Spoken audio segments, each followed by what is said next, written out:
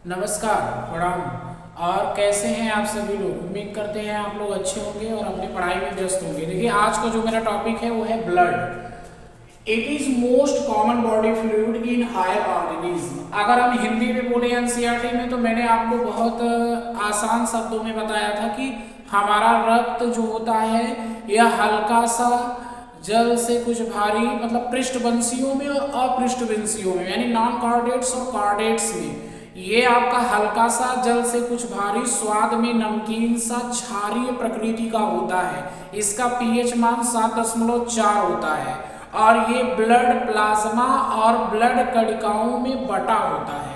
तो वही चीज मैं बता रहा हूँ कि ये ब्लड है। It is most common body fluid in higher organism, मतलब हायर ऑर्गेनिज्म में पाए जाने वाला most common body fluid matters होता है, जो कि बना होता है प्लाज्मा से। प्लाज्मा ब्लड में पाए जाने वाला एक फ्लूइड मैटर्स होता है जो ब्लड का लगभग 55% भाग बनाता है और इसमें 90% जल और शेष 10% में कार्बनिक और अकार्बनिक पदार्थ पाया जाता है।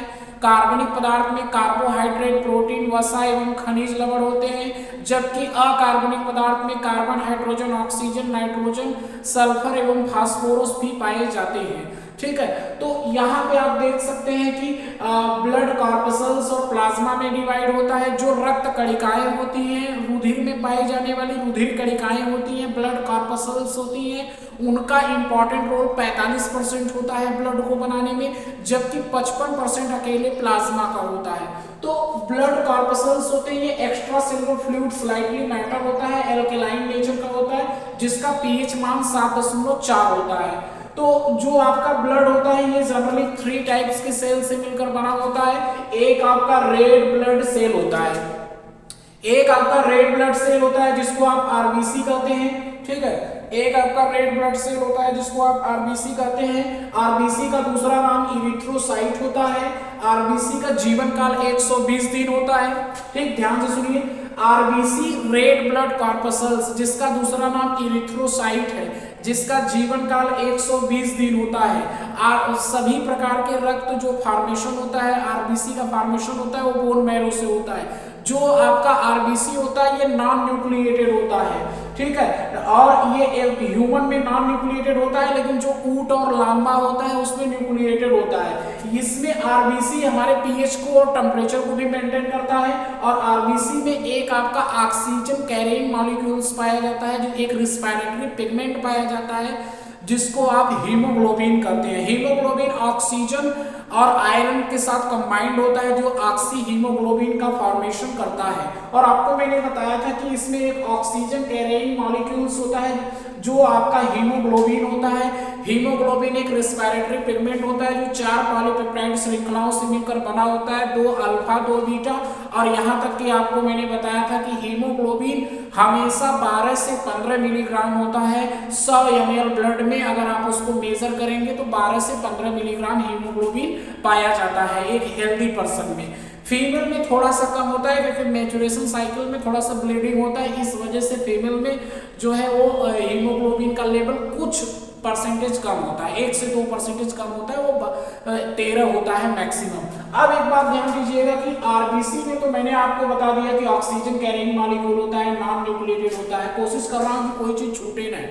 जैसे आरबीसी का जीवन काल 120 दिन होता है और इसकी जो संख्या होती है वो 45 लाख से 55 लाख होती है। क्यूबिक एमएम में इसको मापा जाता है, एमएम में, क्योंकि पर माइक्रोलीटर में मापा जाता है आरबीसी ना, तो इसीलिए आरबीसी को बोला जाता है कि ये 120 दिन जीवन काल है, 45 लाख से 55 लाख इसकी संख्या होती है। डब्ल्यूबीसी क्या होता है? डब्ल्यूबीसी जो है इसका दूसरा नाम ल्यूकोसाइट है, जैसे इसका नाम इरिथ्रोसाइट था आरबीसी का, वैसे ही डब्ल्यूबीसी का नाम ल्यूकोसाइट है। इसकी संख्या 4000 से 11000 होती है। जीवन काल इसका 2 से 5 दिन होता है। तो डब्ल्यूबीसी जो होता है ये हमारे बॉडी का सैनिक या प्रहरी कहा गया है, क्योंकि डब्ल्यूबीसी हमारे बॉडी में प्रोटेक्शन प्रोवाइड कर रहा है, यानी इम्यून सेल्स जो भी प्रतिरक्षी कोशिकाएं बनती हैं WBC होता है जो हमारा श्वेत रक्त कणिका होता है, ये हमको प्रोटेक्शन प्रोवाइड करता है, जो भी आपके फॉरेन मैटर्स होते हैं आपके बॉडी में अटैक ना करने पाए, इसके लिए आपको प्रोटेक्शन देने का काम करता है। तो WBC अभी मैं आगे अच्छे से इसको चर्चा करूंगा। प्लेटलेट्स जो होता है वो थ्रोम्बोसाइट्स होता है, इसका जीवन काल 7 से 9 दिन होता है। प्लेटलेट्स जो होता है वो जनरली आपके ब्लड क्लॉटिंग में हेल्प करते हैं, एक क्लॉटिंग फैक्टर के फॉर्म में काम करते हैं, ठीक है। इसका दूसरा नाम थ्रोम्बोसाइट होता है प्लेटलेट का, और इसकी संख्या 1.5 लाख से 4.5 लाख होती है, 1.5 लाख से कम नहीं होना चाहिए प्लेटलेट। अगर आप WBC में आएंगे तो यहाँ पे आइए, देखिए WBC में, WBC को ए ग्रेन्युलोसाइट बोला गया। WBC दो फॉर्म में डिवाइड होता है, एक ग्रेन्युलोसाइट होता है, एक ए ग्रेन्युलोसाइट होता है। ए ग्रेन्युलोसाइट का मतलब होता है कि जो ऐसा WBC जो जिसके साइटोप्लाज्म में क्या होते हैं, ग्रेन्यूल्स प्रेजेंट नहीं होते हैं, उसको ए ग्रेन्युलोसाइट कहा जाता है। ए ग्रेन्युलोसाइट में लिम्फोसाइट और मोनोसाइट आता है। लिम्फोसाइट 20 से 25% होते हैं, इनका जो ये लार्ज होते हैं साइज में, लिम्फोसाइट राउंडेड होते हैं और नॉन फाइगोसाइटिक नेचर के होते हैं, मतलब भक्षी कोशिकाओं के रूप में इनका कार्य नहीं होता। लिम्फोसाइट टी लिम्फोसाइट कोशिका के रूप में होते हैं और बी लिम्फोसाइट कोशिका के रूप में होते हैं। टी लिम्फोसाइट कोशिकाएं हमारे शरीर में कोशिकीय माध्यमिक प्रतिरक्षा तंत्र में मदद करती हैं, जबकि बी लिम्फोसाइट कोशिकाएं एंटीबॉडी का फॉर्मेशन करती हैं। मैंने कई बार वीडियो में आपको बताया है कि टी लिम्फोसाइट कोशिकाएं कोशिकीय माध्यमिक प्रतिरक्षा तंत्र के लिए कार्य करती है। इनका मैच्योरेशन थाइमस में होता है, लेकिन ये बनते बोन मैरो से हैं, और बोन मैरो में फॉर्मेशन और मैच्योरेशन दोनों किसका होता है, वो लिम्फोसाइट का होता है, सॉरी बी लिम्फोसाइट का होता है, जो एंटीबॉडी का सेक्रेशन करते हैं। अगर आप मोनोसाइट में आएंगे, देखिए इसका राउंडेड न्यूक्लियस होता है, जो आपका लिम्फोसाइट होता है, क्योंकि WBC में न्यूक्लियस पाया जाता है, तो लिम्फोसाइट आपका क्या होगा, ये आपका न्यूक्लिएटेड होगा। मोनोसाइट भी आपका न्यूक्लिएटेड होगा, इसका जो शेप होगा न्यूक्लियस का वो किडनी शेप्ड का होगा, बीन शेप्ड का होगा।